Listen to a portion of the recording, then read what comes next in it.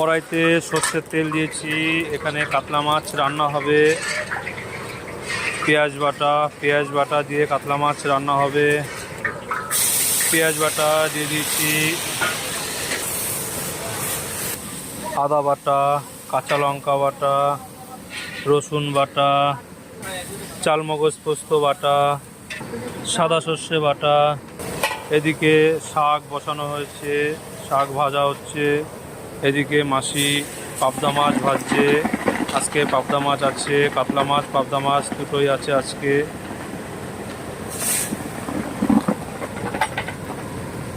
রসুন বাটা দিয়ে দিচ্ছি, টমেটো দিয়ে দিচ্ছি, আদা বাটা দিয়ে দিচ্ছি, লঙ্কার গুঁড়ো দিয়ে দিচ্ছি, কাঁচা লঙ্কা বাটা দিয়ে দিচ্ছি, হলুদ দিয়ে দিচ্ছি, জল দিয়ে দিচ্ছি, লবণ দেওয়া হচ্ছে পরিমাণ হিসাবে, চিনি দেওয়া হচ্ছে।